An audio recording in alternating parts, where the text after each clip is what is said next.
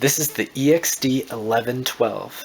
It's an assessment instrument, and specifically, it's known as an explorer. It has a complex, flexible shank. It's double-ended and paired, meaning that both ends of the instrument resemble one another. It has a circular cross-section with no face. So the cross-section is rounded, meaning that since it's circular and rounded, it can be utilized subgingivally to assess for subgingival deposits. It has no cutting edge,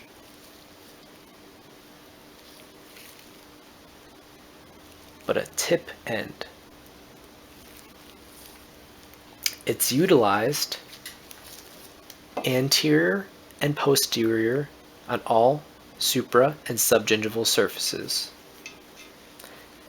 In the anterior, it's adapted from the midline to the mesial interprox, or from the midline to the distal interprox. We always want the bump out whenever we're working in the anterior region.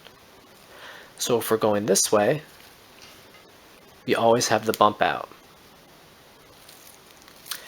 Then if we wanted to go this way towards the midline, we'd flip our instrument so the bump is again out.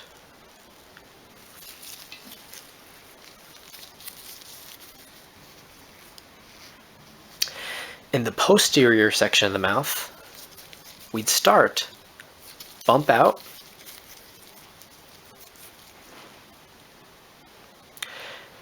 start at the distal line angle, and work our way into the distal interproximal surface, rotate out, now our bump is in, and we're working from the distal line angle to the mesial interproximal surface.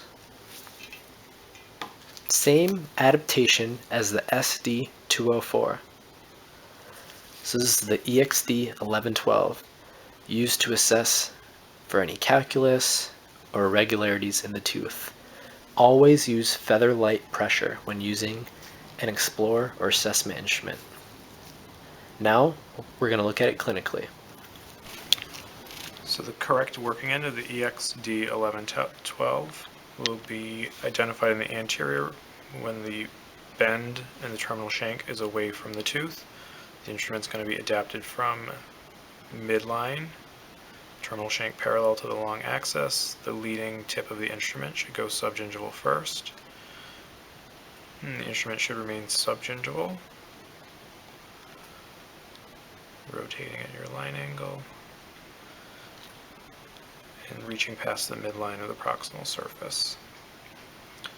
To go the other direction in the anterior, you flip the instrument to the opposite working end, beginning again at midline,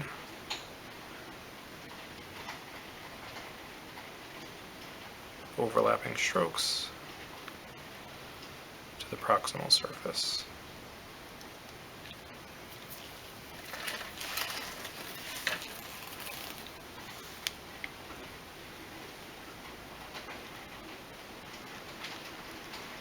EXD 1112, mandibular away surfaces.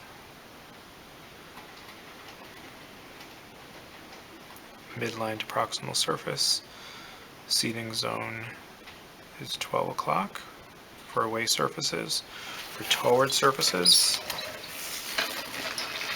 you move to the front seating zone. Again, midline, opposite working end.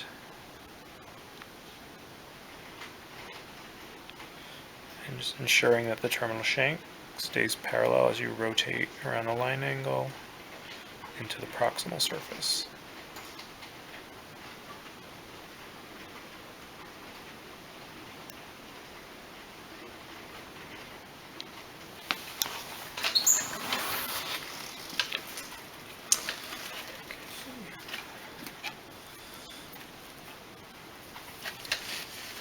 EXD 1112 on posterior surfaces.